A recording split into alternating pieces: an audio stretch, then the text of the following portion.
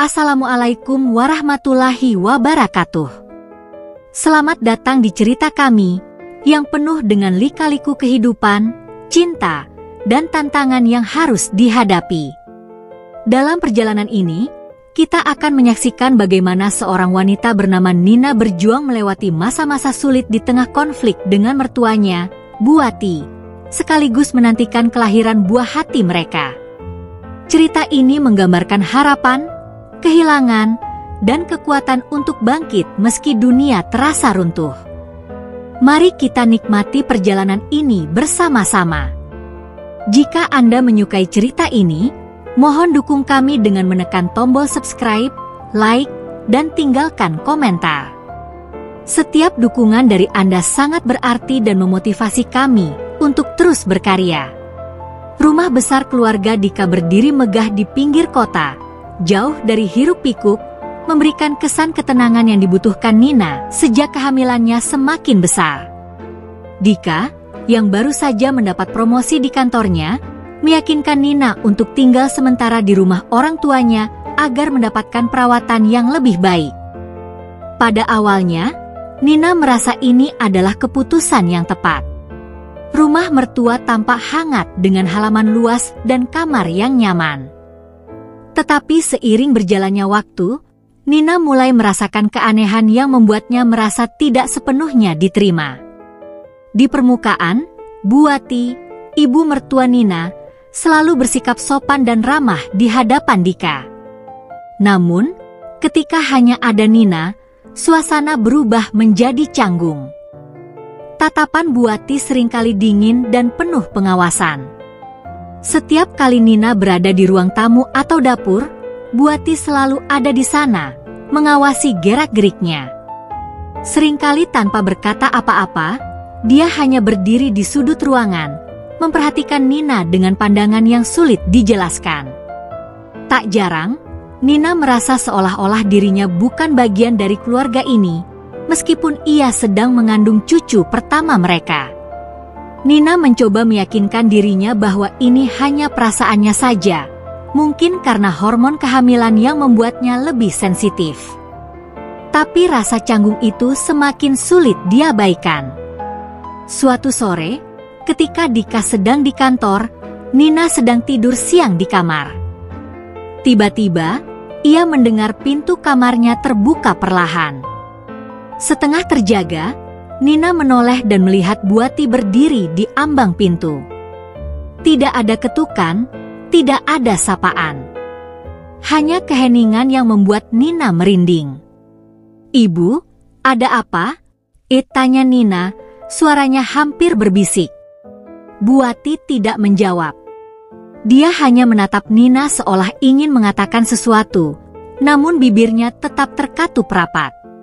Setelah beberapa detik yang terasa seperti selamanya, Buati berbalik dan pergi, meninggalkan Nina yang kebingungan. Dalam keheningan itu, Nina mencoba merasionalisasi apa yang baru saja terjadi. Mungkin Buati hanya ingin mengecek keadaan, tapi kenapa tanpa mengetuk pintu?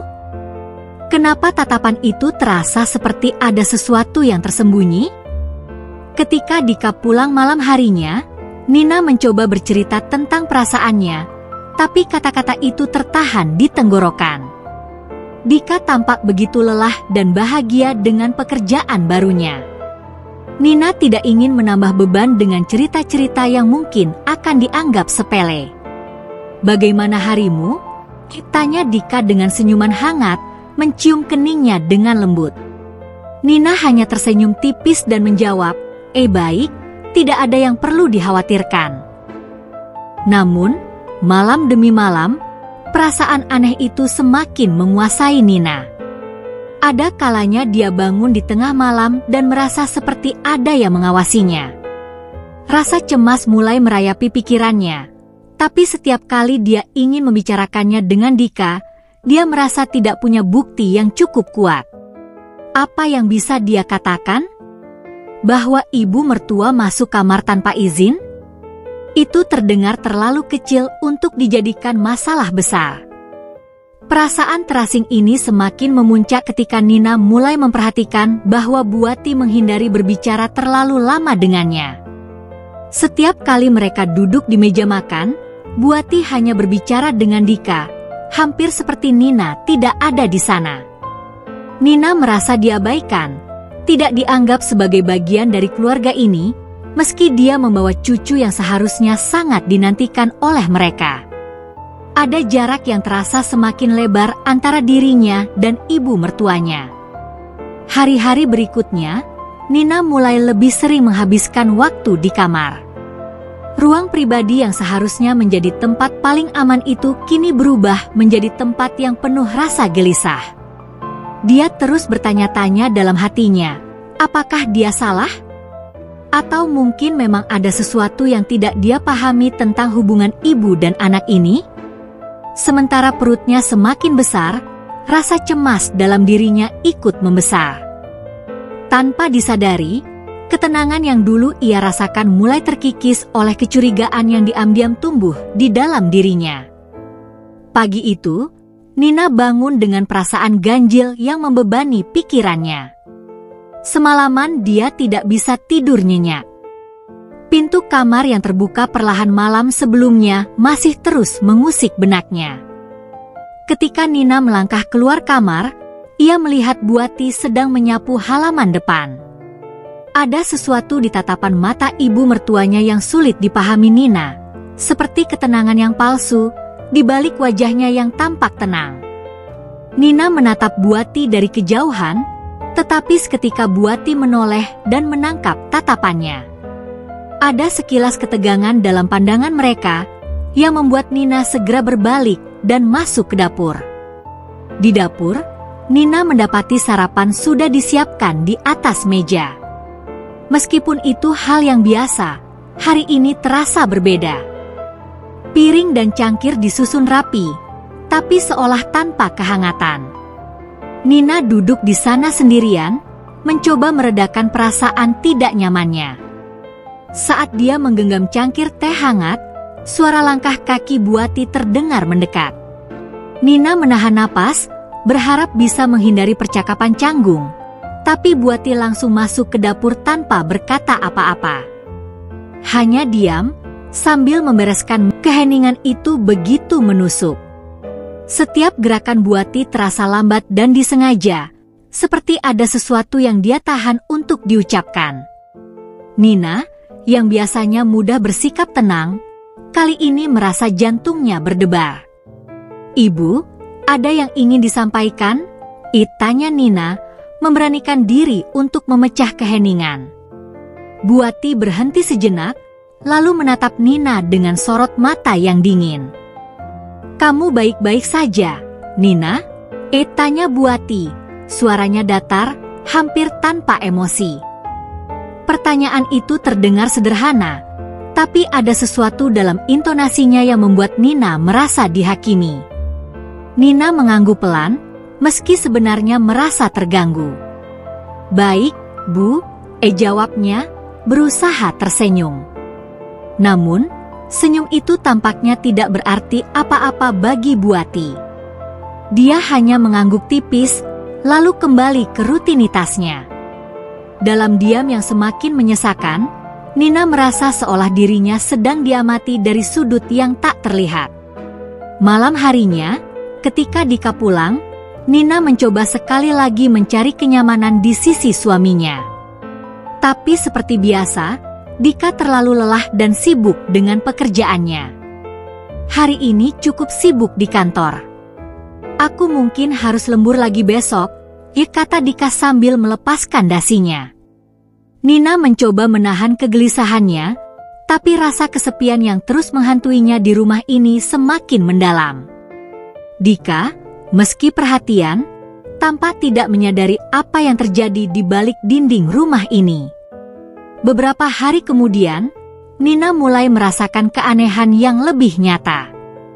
Buati semakin sering masuk ke kamar Nina tanpa izin.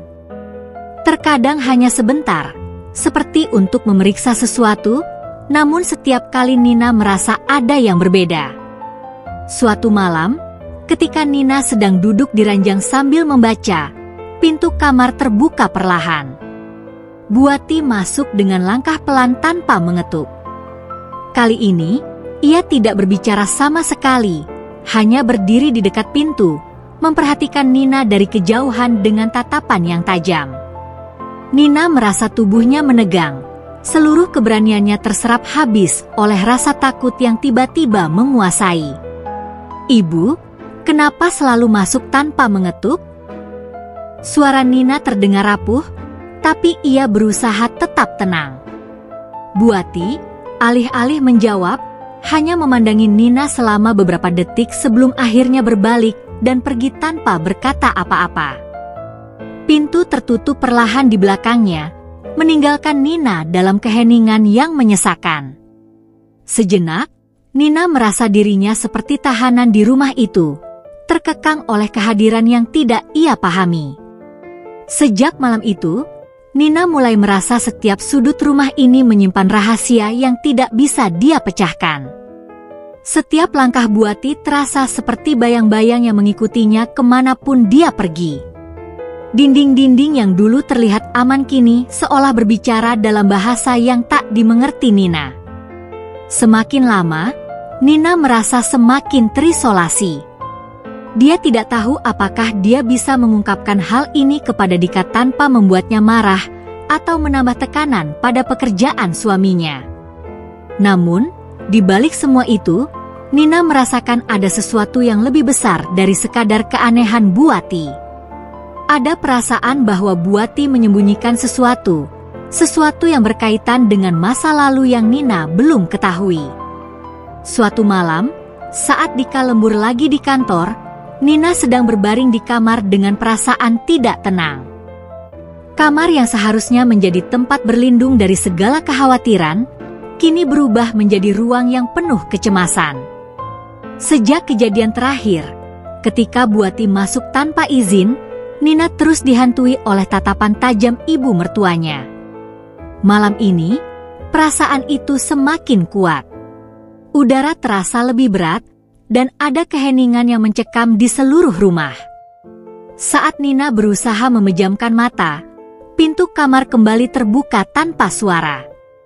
Bu Ati berdiri di ambang pintu seperti sebelumnya, tapi kali ini berbeda. Ada ekspresi yang sulit dijelaskan di wajahnya, campuran antara amarah yang ditahan dan kebencian yang tertahan. Dengan langkah lambat tapi pasti, Bu Ati mendekati Nina yang terbaring. Tubuhnya yang besar tampak menakutkan dalam bayang-bayang redup lampu kamar. Nina mencoba bangkit, tapi rasa takut mengikat tubuhnya. Jantungnya berdetak kencang, dan tangannya gemetar. "Ibu, ada apa?" tanya Nina dengan suara yang bergetar.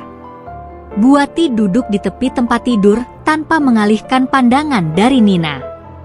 Setelah beberapa saat yang terasa seperti selamanya, dia membuka mulutnya. "Kamu pikir aku tidak tahu?" ucapnya pelan, tapi nadanya tajam, menusuk telinga Nina. Nina mengernyit, tidak mengerti maksud Bu Ati. "Tahu apa, Bu?" jawabnya, meski dalam hati ia sudah merasa ada sesuatu yang tidak beres. Tatapan Bu Ati semakin keras, seperti mata elang yang mengintai mangsanya. "Anak yang kamu kandung, dia bukan anak Dika, kan?" kata Bu Ati dengan nada dingin, seolah menghakimi Nina dengan seluruh tubuhnya. Kalimat itu menghantam Nina seperti petir di siang bolong. Tubuhnya mendadak membeku, seolah darah di nadinya berhenti mengalir.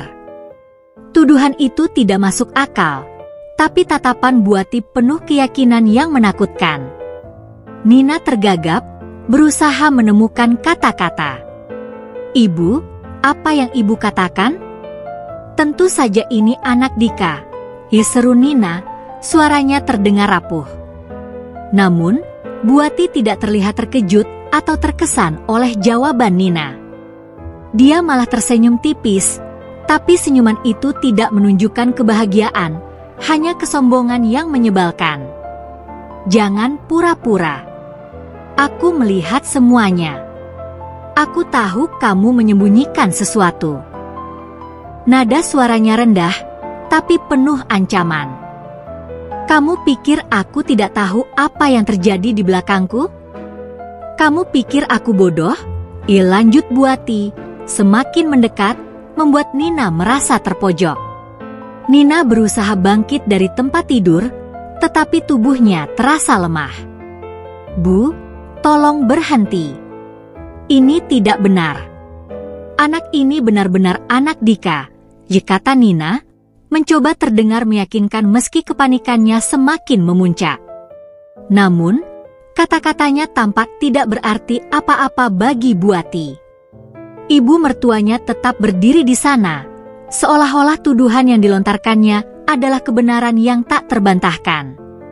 Aku tahu kamu punya rahasia, Nina. Rahasia yang Dika tidak tahu.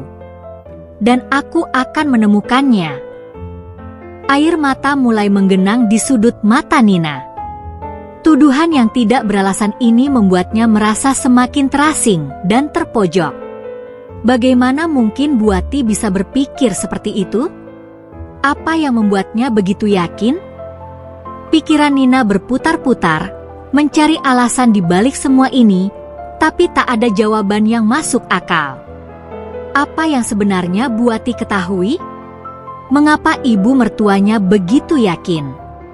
Setelah malam itu, kehidupan Nina berubah menjadi mimpi buruk. Tuduhan Buati terus membayanginya, membuat Nina merasa tersudut di rumah yang seharusnya menjadi tempatnya berlindung. Setiap hari yang berlalu, Buati semakin jarang berbicara, tapi tatapannya selalu menghantui Nina, seolah-olah dia tengah menunggu sesuatu yang tak terucapkan. Meskipun tidak ada bukti nyata, Nina merasa seolah-olah dirinya hidup di bawah pengawasan ketat, dan setiap gerak-geriknya dinilai. Hal ini mulai mempengaruhi kesehatan mental dan fisiknya. Tubuh Nina yang semakin besar karena kehamilan terasa lebih lelah dari biasanya. Kecemasan yang terus membesar mulai berdampak pada tidurnya. Dia sering terbangun di tengah malam, dengan keringat dingin membasahi lehernya, seolah-olah mimpi buruk yang tak pernah berakhir selalu menghampirinya. Pikirannya dipenuhi dengan tuduhan Buati, dan tanpa Dika di rumah, Nina tidak memiliki siapapun untuk bercerita. Dika, yang semakin sibuk di kantor, tidak menyadari betapa buruknya kondisi istrinya. Setiap kali Dika pulang, Nina selalu tersenyum, berusaha menutupi penderitaannya. Namun, Nina tidak bisa menipu tubuhnya sendiri. Stres yang terus-menerus mulai mengambil alih kesehatan fisiknya.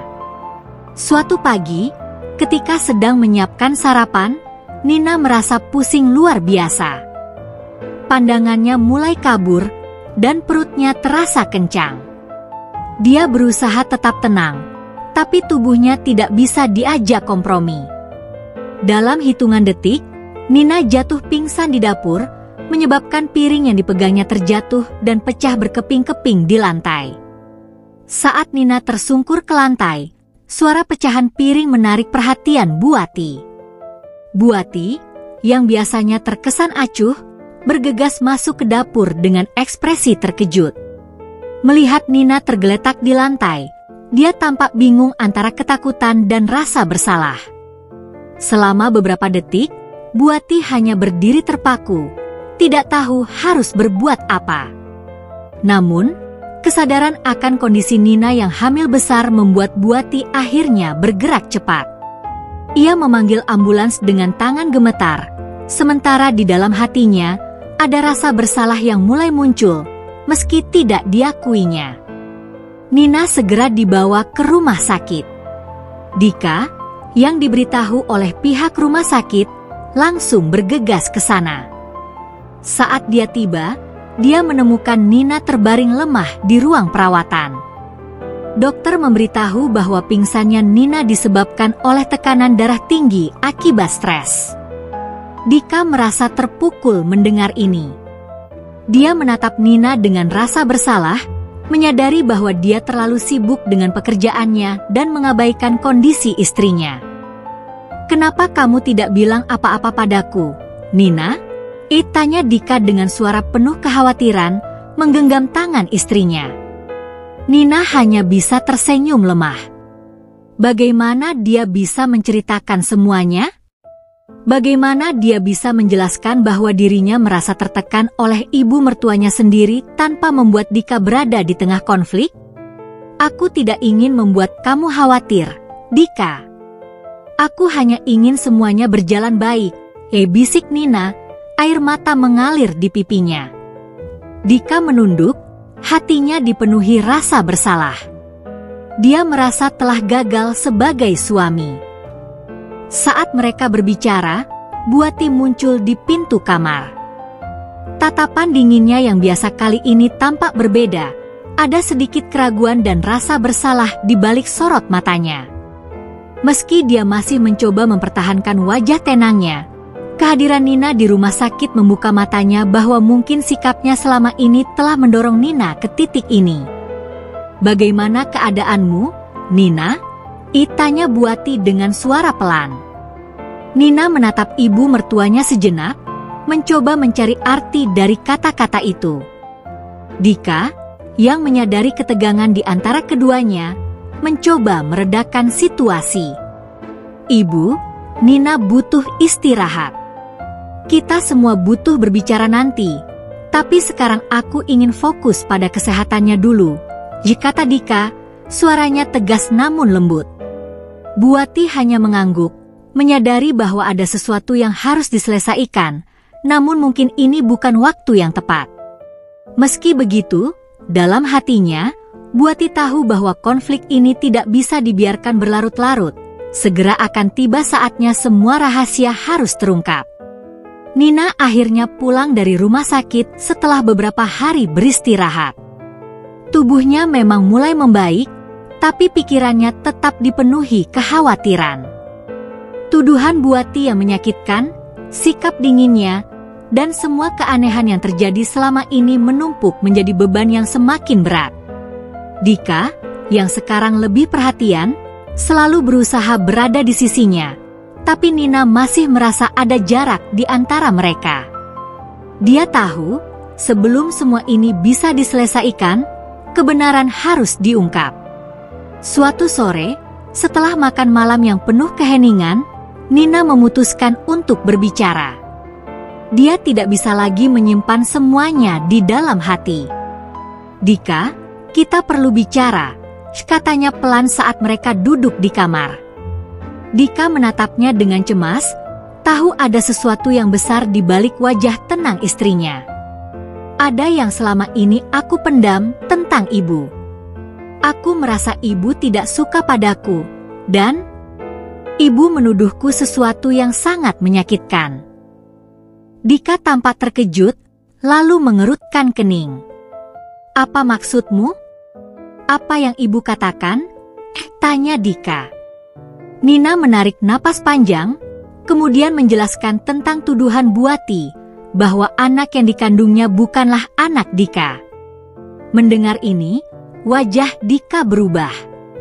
Marah, kecewa, dan bingung. Semua perasaan itu bercampur menjadi satu. Itu tidak masuk akal. Kenapa ibu bisa berpikir seperti itu? Dika bangkit dari tempat duduknya, berusaha meredam amarahnya. Melihat Dika seperti itu, Nina merasa sedikit lega, setidaknya Dika mempercayainya. Aku tidak tahu, Dika. Aku sendiri terkejut. Tapi selama ini aku merasa ibu selalu mencurigai sesuatu, seolah dia menungguku melakukan kesalahan, ucap Nina dengan suara gemetar. Dika tidak bisa lagi menahan diri. Dia tahu masalah ini tidak bisa diselesaikan tanpa berbicara langsung dengan ibunya. Dengan langkah cepat, dia berjalan menuju ruang tamu di mana Buati biasanya menghabiskan malamnya. Ketika Dika menemui ibunya, Buati sedang duduk sendirian, tatapannya kosong mengarah ke jendela. Ibu, kita harus bicara, kata Dika dengan nada yang lebih serius dari biasanya. Buati tidak menoleh, tapi dia tampak sudah tahu percakapan ini akan terjadi. Aku tahu kamu akan bertanya, Dika, ya, kata Buati dengan nada rendah. Dia perlahan berdiri, lalu berjalan mendekati putranya. Ibu, kenapa ibu bisa menuduh Nina seperti itu? Itu tidak benar dan sangat menyakitkan, tanya Dika tegas, mencoba menahan emosinya. Buati akhirnya menatap Dika dengan mata yang terlihat lelah, namun ada rasa bersalah yang terlihat samar. Karena ibu takut kehilangan kamu, Dika, jawab Buati dengan suara bergetar. Kamu satu-satunya anak ibu, dan selama ini ibu merasa Nina menarik kamu menjauh dari keluarga ini. Ibu merasa ada sesuatu yang disembunyikan, sesuatu yang ibu tak pernah tahu, dan itu membuat ibu gelisah. Pengakuan itu mengejutkan Dika. Dia menatap ibunya dengan bingung. Jadi, ini hanya soal rasa takut ibu? Kenapa ibu sampai berpikir Nina berkhianat? Itu tidak masuk akal. Buati duduk kembali, wajahnya menunduk. Ibu pernah kehilangan seseorang yang sangat ibu sayangi sebelum kamu lahir, Dika. Ayahmu, dia pernah berselingkuh dengan wanita lain, dan itu menghancurkan ibu. Sejak saat itu, ibu tidak pernah percaya penuh pada siapapun lagi. Mata Buati berkaca-kaca, mengingat masa lalu yang menyakitkan. Ibu tahu ini bukan salah Nina, tapi rasa curiga itu sudah menjadi bagian dari ibu. Dan saat kamu semakin dekat dengan Nina, ibu merasa ketakutan yang sama kembali menghantui. Dika mendengarkan dengan perasaan campur aduk. Ia tidak menyangka bahwa di balik sikap dingin ibunya selama ini, ada luka yang belum sembuh dari masa lalu. Ibu, Nina tidak pernah melakukan hal seperti itu. Dia mencintai aku, dan dia juga mencintai ibu meskipun ibu memperlakukannya seperti ini. Tolong, ibu berhentilah mencurigainya. Dia sedang hamil besar, ibu. Stres yang ibu berikan padanya hampir membahayakan anak kami.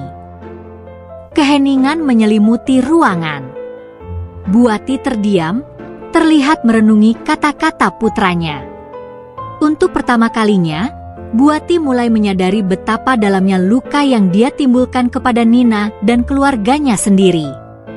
Setelah percakapan dengan Dika, Nina merasakan sedikit kelegaan. Dika lebih sering di rumah sekarang, memberikan perhatian dan dukungan yang lebih besar. Tapi meskipun hubungannya dengan Dika mulai membaik, Nina tahu ada hal yang belum selesai.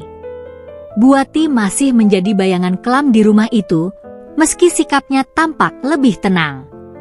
Setiap pertemuan mereka masih diselimuti oleh perasaan canggung dan tidak nyaman, seolah ada luka yang belum sepenuhnya sembuh. Suatu sore, ketika Dika sedang keluar sebentar untuk membeli keperluan, Nina memutuskan bahwa ini saatnya untuk menghadapi Buati sendiri. Dia menemukan Buati sedang duduk di beranda belakang, menghadap ke kebun. Tanpa banyak basa-basi, Nina mendekatinya dan duduk di sebelahnya. Keheningan membentang di antara mereka, hanya ditemani oleh suara burung dan desiran angin yang lembut. Nina berusaha mengumpulkan keberanian. Dia tahu, percakapan ini tidak akan mudah. Bu, Nina memulai dengan hati-hati, suaranya pelan namun penuh tekad. Aku tahu ibu masih punya keraguan padaku, tapi aku ingin kita bicara dari hati ke hati. Aku bukan orang jahat, dan aku tidak pernah berniat menjauhkan Dika dari ibu. Buati menatap Nina sejenak, matanya sulit dibaca, lalu kembali memandang ke arah kebun. Wajahnya yang biasanya keras kini terlihat sedikit melunak, tapi tetap saja ada dinding yang seolah sulit ditembus. Aku tahu, Buati menjawab, suaranya pelan, nyaris seperti bisikan. Aku tahu kamu mencintai Dika. Tapi, aku merasa ada jarak antara aku dan putraku sejak kamu datang. dan aku tidak bisa menghilangkan perasaan itu." Kalimat itu terucap dengan jujur, tapi juga penuh luka. Nina merasa kata-kata Bu Wati seperti pisau yang menggoreskan rasa bersalah di hatinya. Meski begitu, dia menahan diri untuk tidak merespon dengan kemarahan. Nina menarik napas dalam-dalam, mencoba mengatur emosinya. "Ibu, aku tidak pernah ingin memisahkan ibu dari Dika. Aku tahu betapa pentingnya Dika bagi ibu, dan aku tidak ingin mengganggu hubungan kalian. Aku hanya ingin kita bisa hidup damai bersama. Aku ingin anakku tumbuh dengan mengenal cinta dari semua orang, termasuk dari neneknya." Mendengar kata-kata Nina, Bu Wati terdiam. Ada sesuatu dalam tatapan Nina yang menyentuh hatinya, sesuatu yang mengingatkannya pada masa mudanya sendiri, ketika dia berjuang untuk mempertahankan cinta dan keluarganya di tengah badai kehidupan. Dia menghela napas panjang, matanya mulai berkaca-kaca, namun dia berusaha menahan air mata yang ingin jatuh. "Kamu tahu, Nina, kehilangan orang yang kamu cintai, itu rasa sakit yang tak terbayangkan," kata Bu Wati akhirnya, suaranya bergetar. "Ayah Dika, dia menghancurkan kepercayaanku pada cinta. Sejak saat itu, aku selalu takut. Takut Dika akan meninggalkanku, takut kehilangan satu-satunya yang aku punya. Dan ketika kamu datang, aku merasa ketakutan itu semakin nyata." Nina terdiam, merasakan kesedihan mendalam yang dibawa oleh kata-kata Bu Wati. Kini, dia memahami bahwa sikap dingin dan curiga Bu Wati berasal dari luka yang belum sembuh, bukan kebencian murni terhadap dirinya.